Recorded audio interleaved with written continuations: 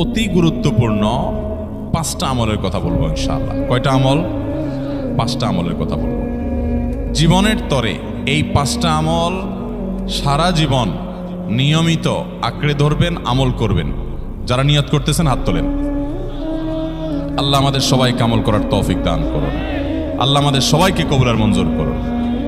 Number 1, সবচেয়ে বেশি যেটা করতে হবে পরিমাণে, জুমার দিন, জুমার রাত, বৃহস্পতিবার সন্ধ্যা থেকে নিয়ে শুক্রবার সন্ধ্যার আগ পর্যন্ত পরিমাণে সবচেয়ে বেশি করতে হবে যে আমলটা, সেটা হলো দুরূদ শরীফের আমল।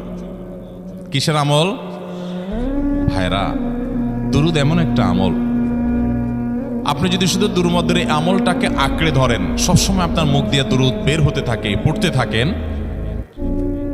তো নবী করিম সাল্লাল্লাহু আলাইহি সাল্লামের ভাষ্য অনুযায়ী, তার ওয়াদা অনুযায়ী, ইদান তুকফা হাম্মুক ওয়া তুগফার যামবুক, তোমার যত পেরেশানি আছে নবী সাল্লাল্লাহু আলাইহি সাল্লাম বলেছেন, এই সব পেরেশানি দূর করার জন্য এই দুরূদের আমলটা যথেষ্ট হবে ইনশাআল্লাহ। এবং গুনাহ মাফের জন্য এই দুরূদের আমলটা কি হবে? যথেষ্ট হবে। নবী করিম সাল্লাল্লাহু আলাইহি সাল্লাম বলেছেন, মান সাল্লা আলাইয়া মাররাতান সাল্লাল্লাহু আলাইহি আশরা, যে ব্যক্তি আমার প্রতি একবার দুরূদ পাঠ করবে, আল্লাহ রাব্বুল আলামিন তার প্রতি 10 বার রহমত নাজিল করবেন। কয়বার রহমত নাজিল করবেন? আপনার জীবনে 10টি জায়গায় খুব ক্রাইসিসে পড়ে গেছেন, কোনো জটিল সিচুয়েশনে মুখোমুখি হয়ে গেছেন, বিপদের মধ্যে পড়ে গেছেন, ওই জায়গায় আল্লাহর রহমত পাবেন। এরকম একবার দুরূদ পাঠ করবেন, হক আদায় করে যথাযথভাবে মহব্বতের সাথে 10 করবেন। নবী করিম সাল্লাল্লাহু আলাইহি ওয়াসাল্লাম বলেছেন, আকসিরু আলাইয়া মিনাস সালাতি মিন ইয়াউমিল জুমআতি ওয়া লাইলাতিল জুমআহ, তোমরা জুমার দিন এবং জুমার রাতে আমার প্রতি বেশি বেশি দুরূদ পাঠ করবে, দুরূদ প্রেরণ করবে। ফাইন্না সালাতাকুম মা'রুদাতুন আলাই, কারণ তোমরা যে দুরূদ পাঠ করো এটা আমার কাছে পেশ করেন আল্লাহর ফেরেশতারা, এবং রীতিমতো নামধাম সহকারে আল্লাহর একদল ফেরেশতা নিয়োজিত আছে। তারা বলেন, আল্লাহ, হে আল্লাহ রাসূল, আপনার অমুক উম্মত, অমুক অনুসারী, আল্লাহর অমুক বান্দা পৃথিবীর অমুক প্রান্ত থেকে, অমুক দেশ থেকে, অমুকের সন্তান, সে আপনার প্রতি দুরূদ পেশ করেছে জুমার দিনে, জুমার রাতে বা অন্য সময়ে। এটা নবী করিম সাল্লাল্লাহু আলাইহি সাল্লামের কাছে রিপোর্ট দেওয়া হয় আল্লাহর নিযুক্ত ফেরেশতাদের মাধ্যমে। আপনি যখন দুরূদ পাঠ করবেন, আপনার ভিতরে এই ফিল হবে যে আমি দুরূদ পাঠ করছি আর আমার নবীর কাছে এটা উপস্থাপিত হচ্ছে আমার নাম ধাম, আমার রিপোর্ট সহকারে। এই জন্য শুক্রবার দিন এবং রাত, অর্থাৎ বৃহস্পতিবার সন্ধ্যা থেকে নিয়ে শুক্রবার সন্ধ্যা পর্যন্ত এই 24 ঘন্টার মধ্যে নবী করিম সাল্লাল্লাহু আলাইহি সাল্লামের ভাষ্য খেয়াল করেন, আকসিরু আলাই, ওলামা একরাম জানেন নবী আলাইহিস সালাম সাধারণত কোনো আমল পরিমাণে বেশি করতে বলতেন না। পরিমাণে বেশি করতে বলার মতো আমল খুব কম ইসলামে। গোটা কোরআন যদি খোলেন আপনি, পরিমাণে অধিক করতে বলা হয়েছে এরকম আমল খুব বেশি পাবেন না। তোমরা বেশি বেশি করে নামাজ পড়ো, বেশি বেশি করে রোজা রাখো, এরকম কথা কোরআন হাদিসে নাই। অবশ্যই একজন ইমানদার 5 ওয়াক্ত ফরজ নামাজের পাশাপাশি অধিক পরিমাণে নফল নামাজও পড়বেন, সেটা ভিন্ন কথা। কিন্তু কোরআনে বেশি পরিমাণে আল্লাহর জিকির করার কথা বলা হয়েছে। আর নবী করিম সাল্লাল্লাহু আলাইহি সাল্লাম বৃহস্পতিবার সন্ধ্যা শুরু হলে শুক্রবার সন্ধ্যার আগ পর্যন্ত বেশি পরিমাণে করতে বলেছেন যে কাজটা, সেটা হলো দুরূদ শরীফের আমল।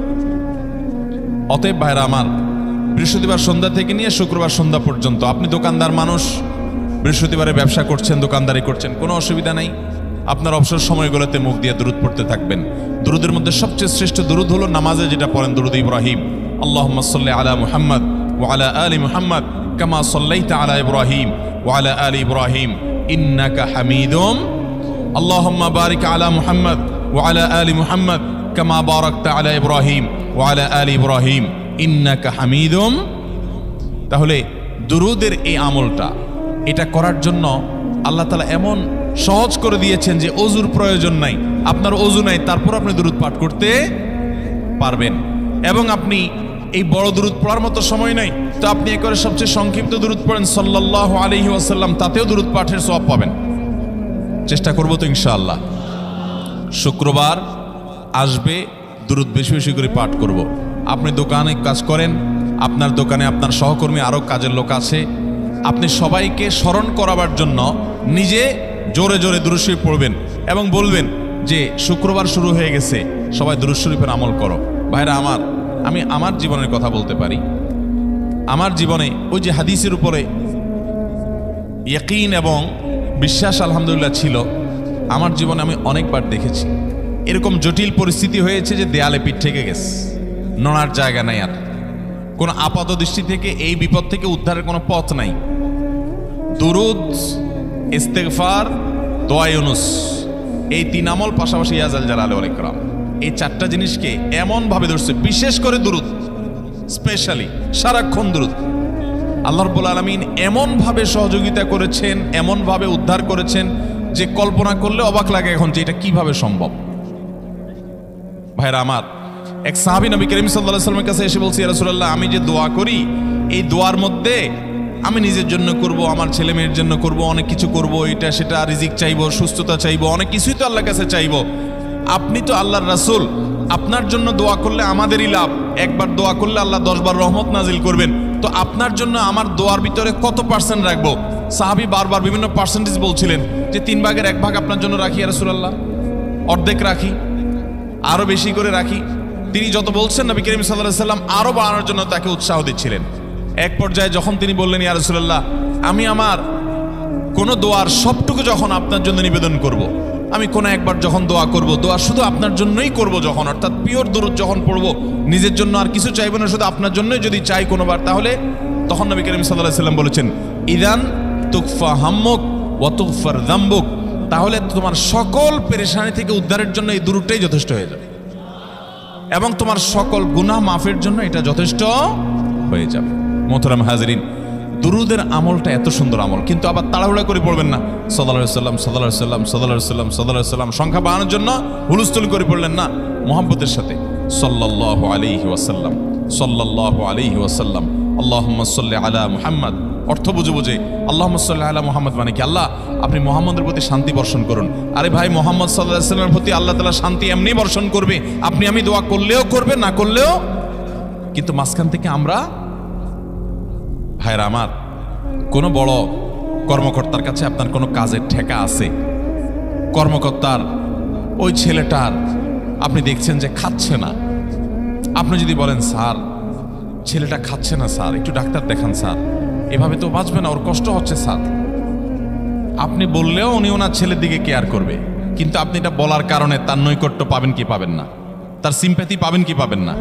আরশ আজিমের মালিক তার হাবিবকে এত মহব্বত করেন, তিনি তার হাবিবের প্রতি এমনিতেই রহমত নাজিল করবেন, তাকে বিভিন্ন মর্যাদা আগে থেকেই দেওয়ার ঘোষণা দিয়ে রাখছেন, কিন্তু আপনি আমি দোয়া করলে আল্লাহ তাআলা তার মাধ্যমে আমাদের ভাগ্যকে সুপ্রসন্ন করে দিবেন। দুরুদের আমলকে জীবনের তরে আঁকড়ে ধরবেন ভাই, শুধুমাত্র জুমার দিন আর জুমার রাত না, সব সময় অধিক পরিমাণে। আরাবিয়ানদের মধ্যে আমলটা খুব বেশি আছে, তাদের দেখবেন তারা 2টা আমল, মুখে 2টা আমল, ভালো মন্দ তাদের মধ্যেও আছে, কিন্তু এই 2টা আমল তাদের মধ্যে খুব ভালো।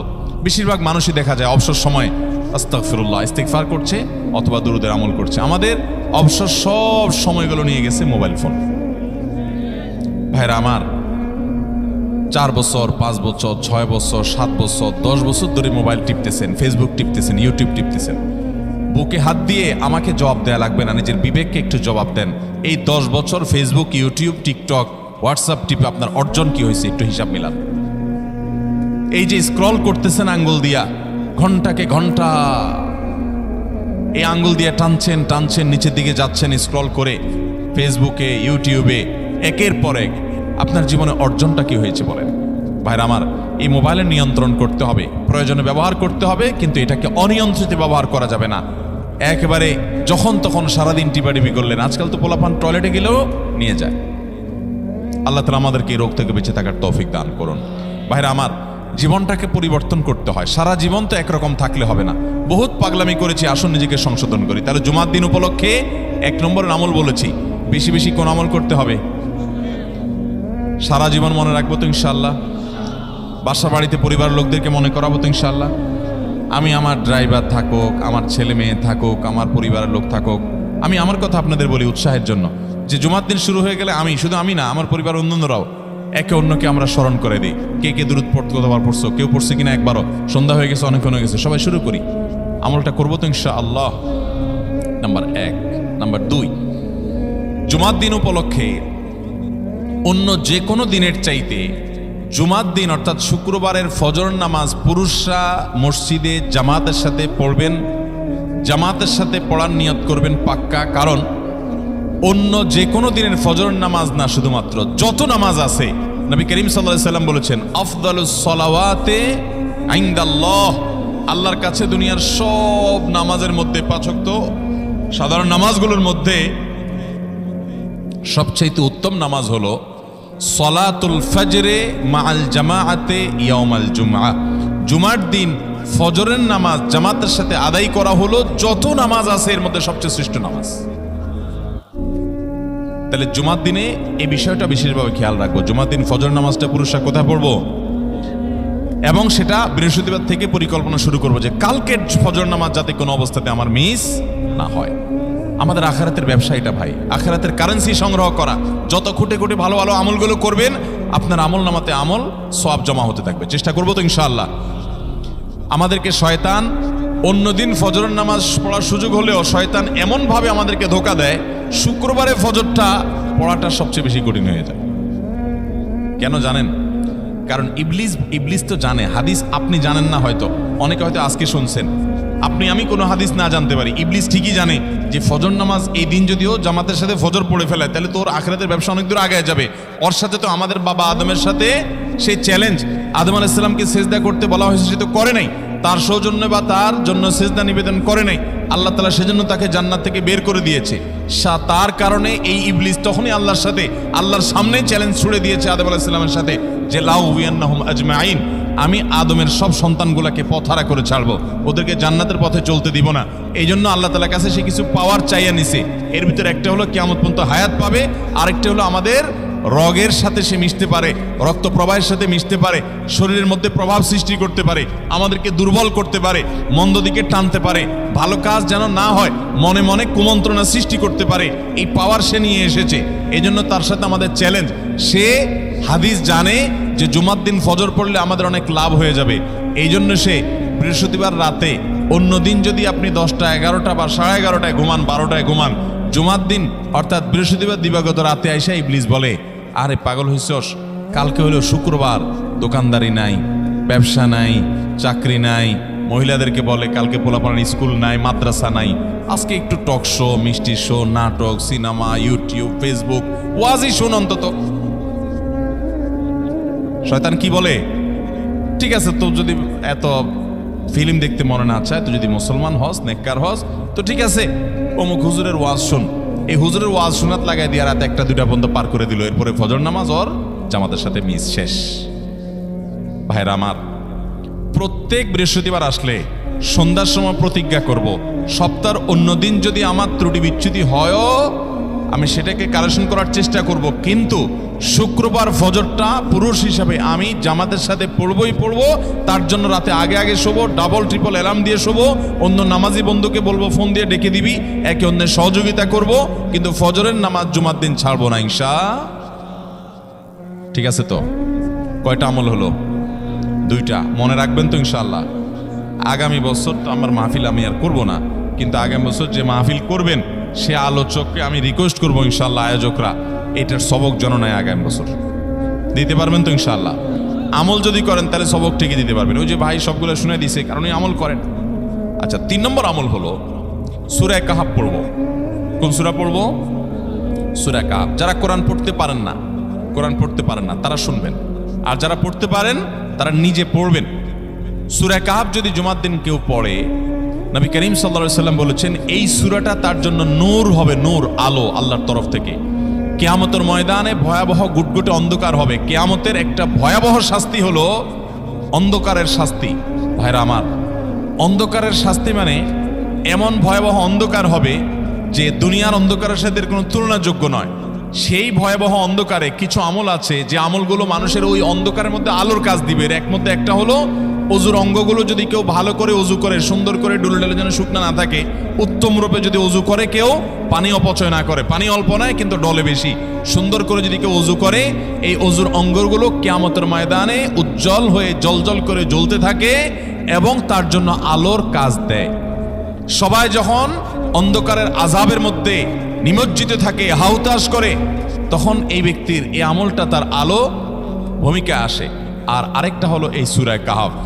অন্য অনেক উলামা ইকরাম বলেছেন এর ব্যাখ্যা হলো সূরা কাহফ যদি কেউ এক বৃহস্পতিবারে পড়ে, পরের বৃহস্পতিবার পর্যন্ত, এক শুক্রবারে যদি পড়ে, পরের শুক্রবার আগ পর্যন্ত পুরো সপ্তাহব্যাপী তার ভিতরে নূর, ঈমানের নূর, তাকওয়ার নূর, ইলমের নূর, আমলের নূর, ভালো মানুষ হওয়ার নূর তার ভিতরে আল্লাহ তাআলা সৃষ্টি করে দিবেন। এই জন্য জুমার দিন সূরা কাহফ পড়বো তো ইনশাআল্লাহ।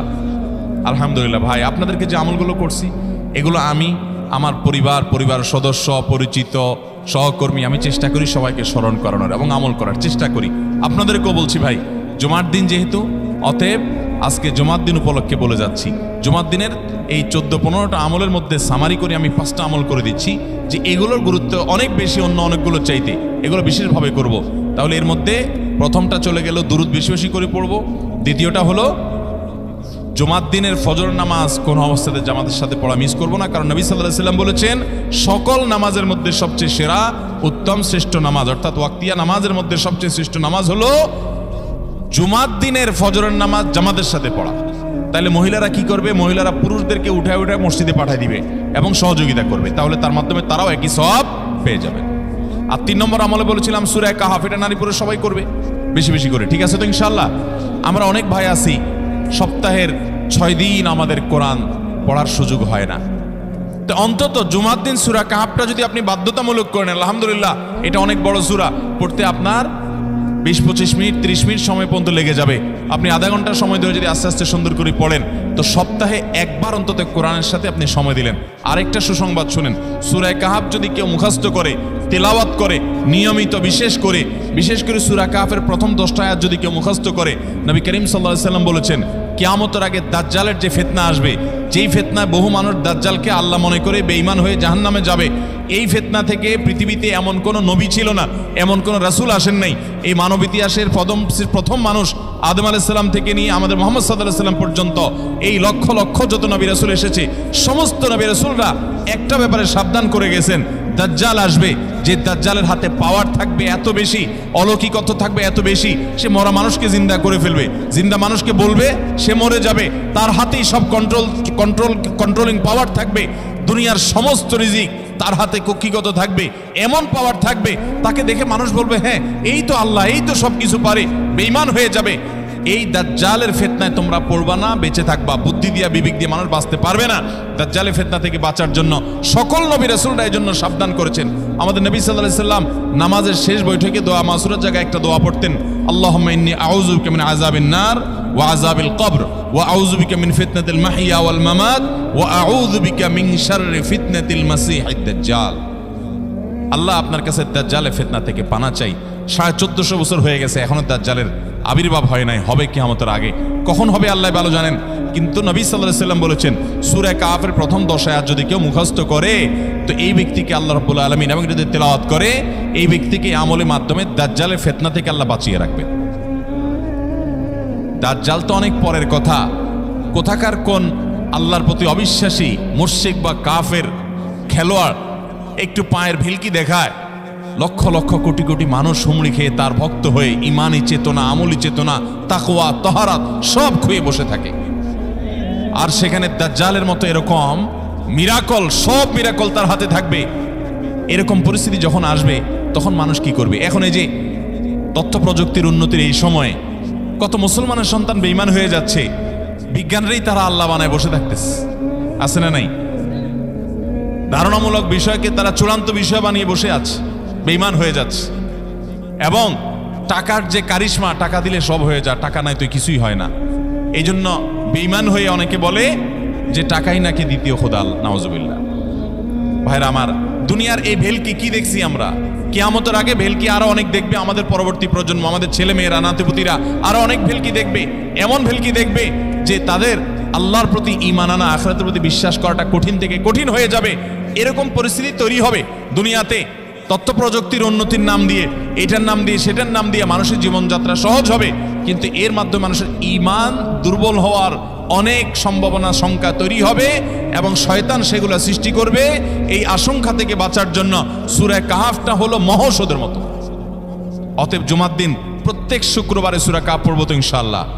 মায়েরা, বোনেরা, আমরা ভাইয়েরা যারা আছি, বাবারা যারা আছি, আল্লাহর ওয়াস্তে জীবনের তরে নিয়ত করে নেন আজকের মাহফিল থেকে জীবনে কখনো বৃহস্পতিবার সন্ধ্যা থেকে শুক্রবার সন্ধ্যা রাত পর্যন্ত আমার হাজার ব্যস্ততা থাকুক, সূরা কাহাফটা পড়া ছাড়া আমি কোনো কাজ করব না আমি আল্লাহর অনেক বান্দাকে ব্যক্তিগতভাবে জানি, আমি নিজেও এতটা গুরুত্ব দিয়ে করতে পারি না। অনেক বড় সরকারি কর্মকর্তা, অনেক বড় পদের নাম আমি বলবো না, আমাকে বলে ভাই আমি মাগরিবের পর, ব্যক্তিগতভাবে আমি জানি উনি খুব সৎ মানুষ, সব মানুষ একরকম হয় না, সৎ মানুষ। উনি বললেন ভাই মাগরিবের পরে আমার ফ্যামিলির সব বাচ্চা কাচ্চা সবাইকে আমি বলি, আমি ব্যস্ত থাকলেও বলি যে মাগরিবের পরে আগে সবাই সূরা কাহাফটা পড়ে ফেলো, এরপর অন্য সব আমল। আমরাও চেষ্টা করবো না ইনশাআল্লাহ। কয়টা আমল গেল? ফরজ গোসল হলে ফরজ গোসল করবে, উত্তম রূপে গোসল করবে, ভালো করে গোসল করবে জুমার দিন। ওয়ামাশা ওয়ালাম ইয়ারকাব, জুমার নামাজের জন্য পায়ে হেঁটে মসজিদে যাবে, বাহনে চড়বে না। কেউ যদি মাজুর হয় সে বাহনে চড়লেও চলবে, কিন্তু সাধারণ যারা সুস্থ আছেন পায়ে হেঁটে মসজিদে যাবেন, বাহনে চড়লেন না। জুমার দিনের কথা, জুমার নামাজের কথা। ওয়াদানা মিনাল ইমামে ওয়ালাম ইয়ালগু, ইমামের কাছাকাছি গিয়ে বসবে, দূরে না, যত কাছে যেতে পারে একদম সামনের কাতার ইমামের কাছাকাছি গিয়ে বসবে, কোনো অনর্থক কথা বলবে না, দুনিয়াবি কথা বলবে না, বেহুদি কাজ করবে না। ওখানে গিয়ে যতক্ষণ সময় পাবে জিকির, আজকার, তেলাওয়াত, তাসবিহ, দোয়া, রোনাজারি, কান্নাকাটি, বই পড়া, দিনী কাজ করা, এর মধ্যে সে কাটাবে নিজেকে। এই কয়েকটা কাজ যদি করে তাহলে কাজ কয়টা হলো? আগে আগে ঘুম থেকে উঠা, ওই যে ফজর নামাজ জামাতের সাথে পড়া ইত্যাদি, গোসল করা উত্তম রূপে, আর পায়ে হেঁটে মসজিদে যাওয়া, বাহনে না চড়া। 4 নম্বর হলো ইমামের কাছাকাছি গিয়ে বসা, কোনো অনর্থক কাজ না করা। এই 4টা কাজ যদি কেউ জুমার দিনে করে, নবী করিম সাল্লাল্লাহু আলাইহি সাল্লাম বলেছেন ওই ব্যক্তি বাসা থেকে মসজিদ পর্যন্ত যে আসলো, যতগুলো পা ফেলবে, যতগুলো স্টেপ ফেলবে, যতগুলো কদম দিবে, প্রতিটা কদমের বিনিময়ে আল্লাহ রাব্বুল আলামিন তার অ্যাকাউন্টে, তার আমল নামাতে 1 বছর রাত জেগে, সারা রাত জেগে তাহাজ্জুদ নামাজ পড়লে এবং 1 বছর সারা দিন, প্রত্যেকটা দিন পুরো বছর জুড়ে নফল রোজা রাখলে যে পরিমাণ সওয়াব পাইতো, 1 বছর নফল রোজা, 1 বছর রাতভর জেগে তাহাজ্জুদের নামাজ পড়ার সওয়াব মাত্র একটা কদম ফেলার বিনিময়ে দিবেন। তাহলে আপনার বাসা থেকে যদি মসজিদে আসতে 100টা কদম হয়, 100 বছরের নফল নামাজ, 100 বছরের নফল রোজা, আপনি এটার সওয়াব আপনার অ্যাকাউন্টে জুমার দিন মাত্র 4টা কাজ করার মাধ্যমে আপনি পেয়ে যাবেন। এবং এটি অনেক হাদিস বিশ্লেষকগণ বলেছেন, কোরআন হাদিসে বহু ফজিলতের কথাই বলা আছে। এত বিপুল পরিমাণে, এত অধিক পরিমাণে সওয়াবের কথা যে কারোর বাসা থেকে অনেকের আছে যেতে 500 স্টেপ পড়বে। 500 স্টেপ পড়লে কতটুকু হয়? সামান্য একটু জায়গা যেতে 500 কদম হয়ে যায়। অনেকের বাসা থেকে যেতে 500 কদম পড়ে 300 কদম হয়। তো সে এই 500 বছর নফল নামাজ, নফল রোজা, রাত ভর দিনভর করার সওয়াব, কন্টিনিউয়াসলি করার সওয়াব মাত্র এই মসজিদে গেল আসলো, এই 4টা শর্ত পূরণ করে সেইটা সওয়াবটা পেতে পারে। যদি সপ্তাহে 4 জমা হয় তাহলে 4 বার 500 করে যদি হলো 2000 বছর, এভাবে তার আমল নামাজের সওয়াবের পাহাড় সে জমা করতে পারে শুক্রবারের ছোট্ট আমলটার মাধ্যমে। চেষ্টা করব না ইনশাআল্লাহ। আমি দেশে বিদেশে অনেক আল্লাহর বান্দাকে আমি শুনেছি, এই হাদিস আমি যেদিন থেকে জেনেছি আমি চেষ্টা করেছি এটার আমল, এটার প্রচার মানুষের মধ্যে ছড়ানোর। আমি যখন সৌদি আরবে আজ থেকে আর অনেক বছর আগে, তখন কোনো এক বক্তব্যে আমি আমলের কথা বলেছি। আমার অনেক ভাইয়েরা দেশে বিদেশে দেখে বলছেন ভাই আমলটা শুরু করেছি, আমার কাছে ভালো লাগে, আপনারাও আমলটা করবেন, অন্য আরেকজনকে শিখাবেন এবং দাওয়াত দিবেন। ঠিক আছে তো ইনশাআল্লাহ? তাহলে কয়টা আমল গেল? 4টা। 1 নম্বর গেছে বেশি বেশি দুরূদ পাঠ করা, 2 নম্বর হলো জুমার দিনে ফজর নামাজ জামাতের সাথে পুরুষরা পড়া, 3 নম্বর হলো সূরা কাহাফ পড়া, তেলাওয়াত করা, আর 4 নম্বর হলো এই 4 শর্ত পূরণ করে মসজিদে আগে আগে গিয়ে সুন্দর করে খুতবা শুনে চলে আসা, কোনো কথাবার্তা, খুতবা চলাকালীন সময় কোনো কথাবার্তা, অনর্থক কাজ না করা। 5 নম্বর এবং সর্বশেষ আমল হলো জুমার দিনে একটা সময় আছে দোয়া কবুল হয়। দোয়া কবুলের যে সময়গুলো আছে এর ভিতরে অত্যন্ত ইম্পর্টেন্ট একটা সময় হলো জুমার দিন। শুক্রবারের একটা সময় সম্পর্কে নবী সাল্লাল্লাহু আলাইহি ওয়াসাল্লাম বলেছেন যে একটা সময় আছে শুক্রবারের, এই সময়ে বান্দা কোনো দোয়া করলে আল্লাহ তাআলা ফিরিয়ে দেন না, কবুল করেন।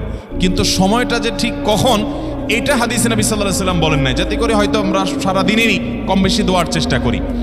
এই বিষয়ে মুহাদ্দিসগণ, হাদিস বিশ্লেষকগণ, পণ্ডিত ওলামায়ে কেরামগণ হাদিসের বিভিন্ন আকার ইঙ্গিতকে গবেষণা করে, অ্যানালাইসিস করে এক একজন এক এক সময়ের কথা বলেছেন। তবে বেশিরভাগ ইমাম, বেশিরভাগ পণ্ডিত ওলামায়ে কেরাম, বেশিরভাগ আপনার ইসলামিক স্কলারগণের বক্তব্য হলো যে এই সময়টা হলো জুমার দিনের শেষ প্রহর, আসরের পর থেকে নিয়ে সূর্য ওঠার আগ পর্যন্ত এই সময়টা। অতএব আমরা জুমার দিনের 5 নম্বর আমল হলো বেশি বেশি করে সারাদিনই কম বেশি দোয়া করব। দোয়ার জন্য সবসময় হাত তোলাও জরুরি না, যদিও সাধারণ অবস্থায় দোয়ার জন্য হাত তোলা আদব, কিন্তু আপনি চলতে ফিরতে উঠতে বসতে কাজের ফাঁকে আপনি আল্লাহর কাছে মনে মনে দোয়া নিবেদন করবেন। অনেক চাওয়া আমাদের আল্লাহর কাছে আছে। ভাইরা আমার, নবী রাসূলুল্লাহ সাল্লাল্লাহু আলাইহি ওয়াসাল্লাম বলেছেন কারোর পায়ের জুতার ফিতাটা ছিঁড়ে গেছে হাঁটার সময়, এটার এমন কি লাগালে ঠিক হয়ে যাবে, কিন্তু একজন ইমানদার ওইটার জন্য সে আল্লাহর কাছে সাহায্য চাইবে, আল্লাহ এটাও একটা বিপদ, একটা ছোট বিপদ থেকে অনেক কিছু ঘটে যায়, আপনি আমাকে উদ্ধার করেন। সে সবসময় আল্লাহর দিকে মনোনিবেশ করবে। নবী করিম সাল্লাল্লাহু আলাইহি ওয়াসাল্লামের পুরো জীবনকে যদি আপনি অ্যানালাইসিস করেন আপনি অবাক হয়ে যাবেন। একটা বই আছে বাংলায়, বান্দার ডাকে আল্লাহর সাড়া, এটা বাংলা অনুবাদিত নাম। এই বইয়ের লেখক হলেন হিসনুল মুসলিমের যে রচয়িতা উনি শেখ সাঈদ আল গাহতানি রহমতুল্লাহি আলাই। ওনার সোহবতে যাওয়ার, ওনার সান্নিধ্যে থাকার একাধিকবার খুব কাছাকাছি বসার সুযোগ আমার হয়েছে। সৌদি আরবের একজন বড় আলেম ছিলেন, দুনিয়া থেকে চলে গেছেন। তো ওনার লেখা বান্দার ডাকে আল্লাহর সাড়া, এই বইটা বেশ মোটা সোটা একটা বই। পুরোটা পড়বেন যে নবী করিম সাল্লাল্লাহু আলাইহি ওয়াসাল্লামের জীবনে যে কত রকমের দোয়া করতেন। আল্লাহ আজকার নামে একটা বই আছে ইমাম নববীর, এটাও বাংলা হয়ে গেছে অনুবাদ, আপনি পড়লে অবাক হয়ে যাবেন। ডক্টর খন্দকার আব্দুল্লাহ জাহাঙ্গীর রাহিমাহুল্লাহর রাহে বেলায়েত একটা বই আছে দোয়া এবং জিকিরের, আপনি অবাক হবেন যে কি পরিমাণ দোয়া এবং জিকির নবী সাল্লাল্লাহু আলাইহি ওয়াসাল্লাম জীবনে পড়তেন। ঘুম থেকে ওঠার সময় দোয়া আছে না নাই? এরপরে ঘুম থেকে উঠে যখন আপনি বাথরুমে যাবেন দোয়া আছে না নাই? আবার টয়লেটে গেলেন, টয়লেট সেরে আসলেন, আপনি ওযু করবেন, ওযুর জন্য দোয়া আছে না নাই? বিসমিল্লাহ। এরপরে ওযু শেষ করলেন, কালিমা শাহাদাত আছে না নাই?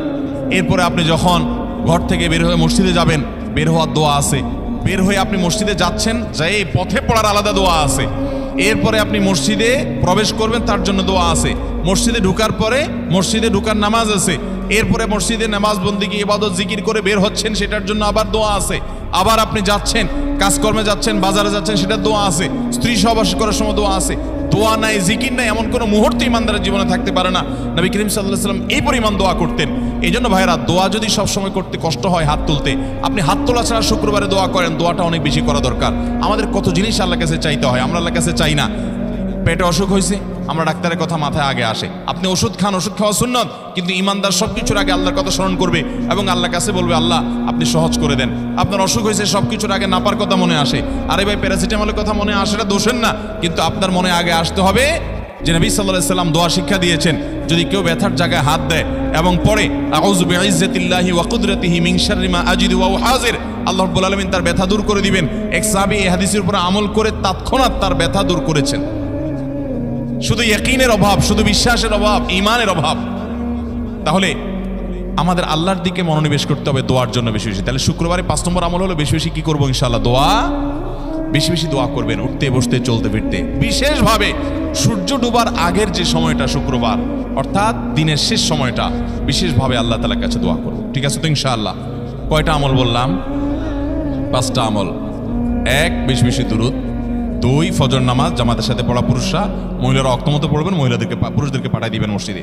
3, সূরা কাফ পড়বেন। 4, আগে ঘুম থেকে উঠে উত্তম রূপে গোসল করে মসজিদে আগে আগে গিয়ে পায়ে হেঁটে গিয়ে সামনে ইমাম সাহেবের কাছাকাছি গিয়ে বসা, অনর্থক কথা কাজ না করা, তেলাওয়াত জিকির আজকারের মাশগুল থেকে নামাজটা পড়ে বের হয়ে আসা, এই কাজ। নাম্বার 5, দোয়া করা, বিশেষ করে দিনের শেষ প্রহরে। আমল করবো তো ইনশাআল্লাহ? মনে থাকবো তো ইনশাআল্লাহ? আমরা প্রয়োজনে বাসায় গিয়ে একটা কাগজে নোট করে ফেলবো, লিখে ফেলবো, লিখে এরপরে ওয়ালে টাঙ্গায় দিবেন বাসায় যে জুমার দিন এই 5 কাজ আমি ছাড়বো না। আপনি যদি মনেও না থাকে, আপনার যদি ভুলেও যান, আপনি এই কাগজ আপনাকে মনে করাবে ইনশাআল্লাহ। বাসায় ফ্যামিলির লোকদের সাথে শেয়ার করবেন, জুমার দিন হুজুর বলেছেন, আমি একটু আমার মন থেকে বলিনি, এগুলো সব কোরআন হাদিসের কথা বলেছি আপনাদেরকে। কোরআন হাদিসের আলোকে 5টা আমলের কথা বলেছেন, বিশেষভাবে জুমার দিন আমি 5টা আমল করবই করব। ভাইরা আমার, প্রত্যেক জুমার দিন যদি আপনি একটু ইমানের রিচার্জ করেন, ইনশাআল্লাহ সারা সপ্তাহ আপনার জন্য সেটা উপকারে আসবে। চেষ্টা করবো তো ইনশাআল্লাহ। এবং দোকানে অফিসে টাঙ্গায় রাখবেন। যারা এই টাঙ্গায় রাখার আমলটা করবেন, আয়োজক যারা আছেন, আপনাদের কাছে আমার অনুরোধ যে ভাইরা এই কাজটা করছেন, ওনারা যদি আয়োজকদের মাধ্যমে ছবিটা আমার কাছে পাঠিয়ে দিতে পারেন, আমার অফিসে নিয়ে আমি ইনশাআল্লাহ নিজে হাতে তাদের পুরস্কার দেব। বিশেষ করে এই মাহফিলের লোক যারা আছেন আজকে, আয়োজকদের মাধ্যমে। আল্লাহ তাআলা এই আমলগুলো আমাকে আপনাকে আমাদের সবাইকে করার তৌফিক দান করুন। আমল মনে রাখবো তো ইনশাআল্লাহ? আমল করবো তো ইনশাআল্লাহ? যাদের কাজ আছে, ফজর নামাজটা বিশেষ করে মিস হবে মনে হয়, তারা যাইতে পারেন, কোনো অসুবিধা নেই। অন্যান্য সময় আমরা সাধারণত দেখি যে মানুষ ঠেকায় না, মানুষ ঠেকানো না, বিশেষ করে রাত বেশি হয়ে গেলে ফজর নামাজ মিস হবে, এই আশঙ্কা হলে আপনার বসার চাইতে বরং যাওয়া ভালো। যাই হোক ভাই, কিন্তু আওয়াজ না করি, সবাই আওয়াজ বন্ধ করি ভাই। প্রশ্ন উত্তরে যাই আমরা। বিসমিল্লাহ। প্রথম প্রশ্ন, মেয়েদের মডেলিং বোরকা পর্দার জন্য কতটুকু জায়েজ? আপনারা অনেকে বোরকা বিক্রি করেন না, এখানে আছে না ভাইরা আমার? যে সমস্ত বোরকার মধ্যে কারুকার্য আছে অনেক বেশি, বোরকার মধ্যে আবার মডেলিং হয়, অবাক করা বিষয়। কিয়ামতের আগে যে আসলে আরো কত কিছু হবে। এই বোরকার উপরে যদি মডেলিং কারুকার্য হয়, চাকচিক্য হয়, বোরকা যদি খুব টাইট ফিট হয়, বোরকা যদি এমন হয় যে বোরকা বরং পুরুষের দৃষ্টিকে আরো বেশি আকর্ষণ করে, তাহলে এই বোরকা ঢাকার জন্য আরেকটা বোরকা লাগবে। তা না হলে পর্দা হবে। পর্দার উদ্দেশ্য হলো নিজের সৌন্দর্যকে অনাবৃত করা, নিজের সৌন্দর্যকে ঢেকে রাখা, এটাই হলো পর্দার কি উদ্দেশ্য। সেখানে যদি পর্দার উদ্দেশ্যটাই নষ্ট হয়ে যায়, তাহলে এই বোরকা পরলে পর্দা করার যে নির্দেশ সেটা পালন হবে। ভাইরা আমার, এই জন্য টেডি মার্কা বোরকা, আপনার এই মডেলিং মার্কা বোরকা, স্টাইলিশ বোরকা, এগুলা পর্দা হবে না এগুলা দ্বারা। হ্যাঁ, কোনো নারী তিনি খোলামেলা চলাফেরা করেন, তিনি দিনের পথে মাত্র আসছেন, মডেলিং দিয়ে শুরু করছেন, আস্তে আস্তে ইনশাল্লাহ পিওর বোরকা যাবেন। হ্যাঁ, সেই হিসাবে তার জন্য আমি বলতে পারি এটা ওজোর, ঠিক আছে, উনি চেষ্টা করেছেন, শুরুটা অন্তত করেছেন। কিন্তু ভাইরা, পরিপূর্ণ পর্দা করতে চাইলে এই মডেলিং বা স্টাইল মার্কা বোরকা হবে।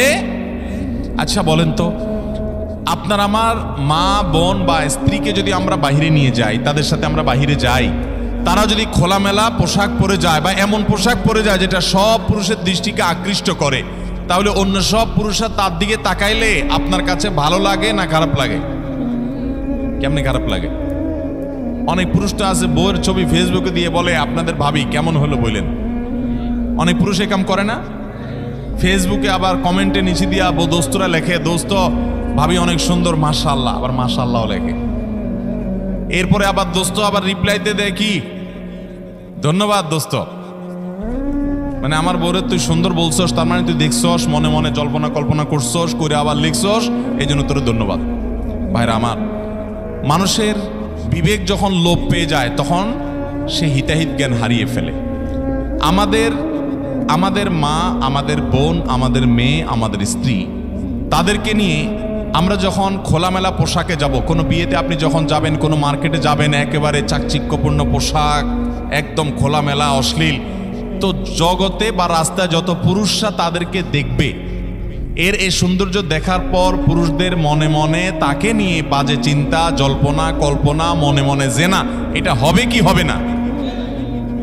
না, হবে না। সবাই কি বাজে চিন্তা করে আপনার মতো? পবিত্র চিন্তা করতে পারে না?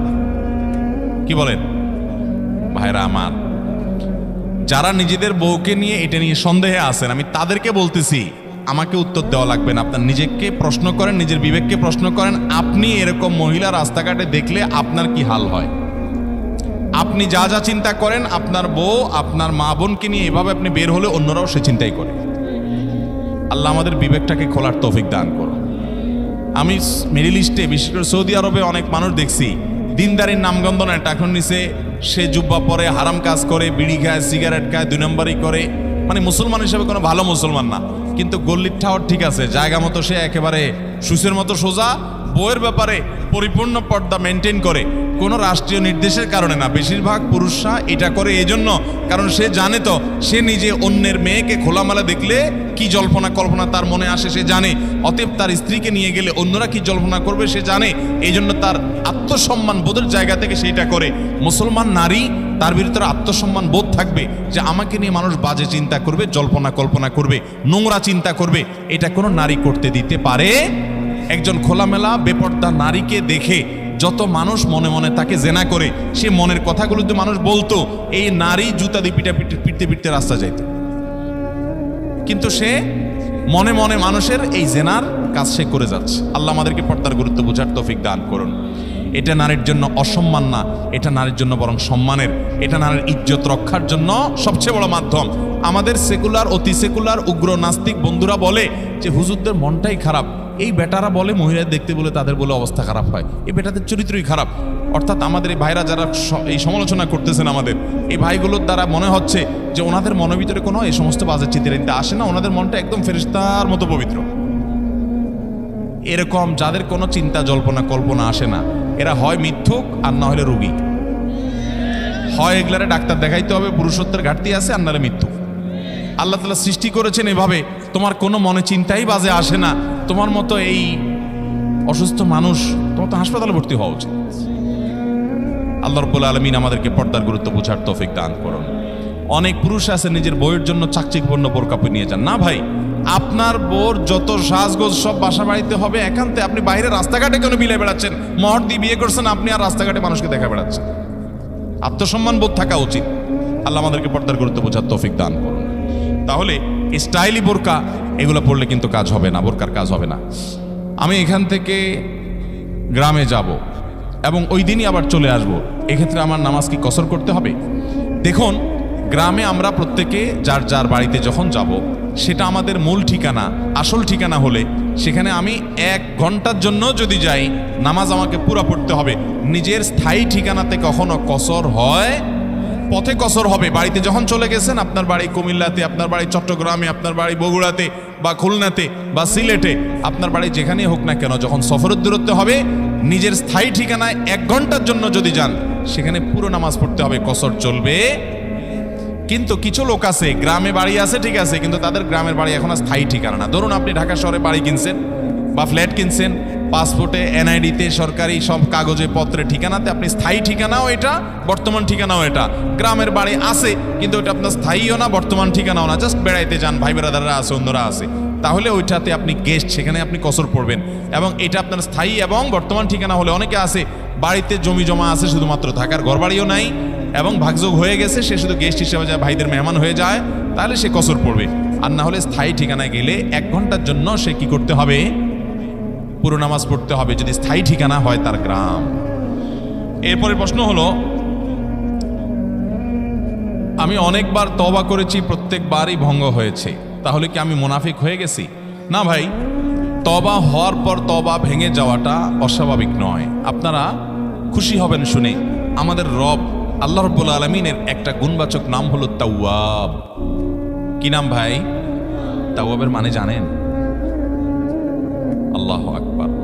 রিপিটেডলি, বারবার যিনি বান্দার তওবা কবুল করেন। এই জন্য ভাই, একবার গুনাহ হয়ে গেছে, আল্লাহর কাছে তওবা করেছেন, চেষ্টা করছেন যে আর যেন না হয়, কিন্তু আবার শয়তান কাত করে ফেলে দিয়েছে, আবারও তওবা করে ফেলবেন এবং দুর্বল হবেন না। এখানে ইবলিস আপনাকে বলবে, তুই এতবার একই কাজ করে তওবা করছস আল্লাহর কাছে, আবার কোন মুখে তওবা করবি? থাক, বাদ দে। আপনার তওবা থেকে দূরে সরাবে। এটারও শয়তানের সবচেয়ে বড় অস্ত্র। কখনো নিরাশ হওয়া যাবে না। তওবা আগের বারের চাইতে পরের বারটা আরো স্ট্রং করবেন, যে ঠিক আছে আগের বারটা তওবা আমি দুর্বল ছিল, এটাকে আরো স্ট্রং করব, চেষ্টা করবো না ইনশাআল্লাহ। তাহলে তওবা বারবার করতে হবে, বারবার করতে হবে। ভেঙে গেলে আরো শক্ত, হার্ডলি তওবা করতে হবে, নিজের প্রতি নিজে শাসন চালাতে হবে। এভাবে ইনশাআল্লাহ সামনে আগাইতে হবে। ভারতবর্ষের একজন কবি বলেছেন, আরে ইয়ে কুস্তি তো হয় অমর ভর কি, কবি ও দাবালে কবি তু দাবালে। ইবলিসের সাথে তোমার এই লড়াই তো সারা জীবনের। কখনো ইবলিস তোমাকে কাত করে ফেলে দিবে, তোমার দ্বারা গুনাহ করায় ফেলবে, আবার কখনো চোখের পানি ফেলে কেঁদে কেটে আল্লাহর কাছে একান্তে।